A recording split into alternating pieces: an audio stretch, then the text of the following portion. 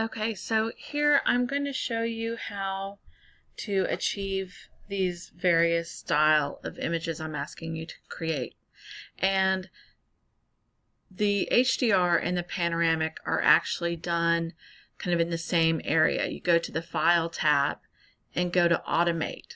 Automate are these preset features that combine images in different ways. So first we're going to do the merge to HDR. And so this merge to HDR window opens up. What we have to do is bring in the images that we're going to merge together.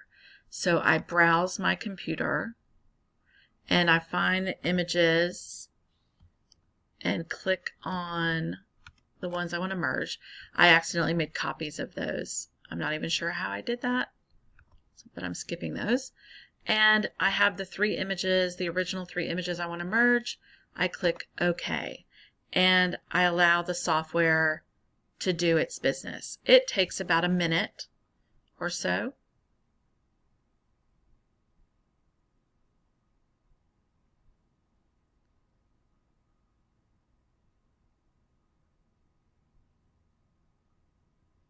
Then it opens up in it's very similar to a RAW format. Okay, and so you can adjust these toggles as you see fit, and when you like the way it looks, you can click OK, and then it will open up the image into Photoshop. You can file, resize, you can do all of that stuff there. So this is what the computer came up with for the correct HDR exposure. Now, I want to tell you guys this was shot in the middle of the day, exactly at the time I told you not to be shooting, and so please ignore the kind of lackluster values here.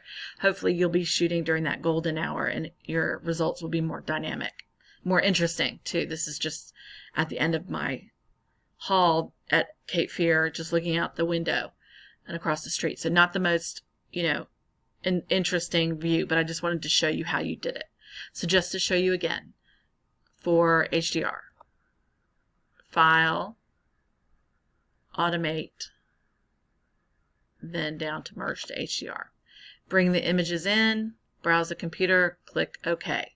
Now you are going to have this option, some of you may have this option as a built-in feature in your camera. I would recommend that you go ahead and try both and see which one you feel like is stronger. Shoot some bracketed images and then try one where it's created in the camera. And then open them both up on your computer and you decide which one is stronger. Okay? So that's the HDR. To do the panoramic, it's very similar. You go to Automate, and this time you go down to Photo Merge, and this will open up the panoramic box. Now, I usually leave this to auto. Sometimes I play with perspective, and you can play with all of these, decide what you like, and you can always crop out stuff that you don't want in it. So again, you have to bring in the files. And so I go to my downloads, and these are the panoramic images.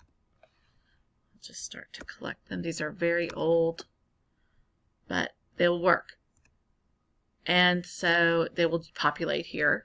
And again, I shot these all vertically to try to get a kind of taller view of things. But this is just a park. Again, I did these photographs just for sample, so you can see how they work.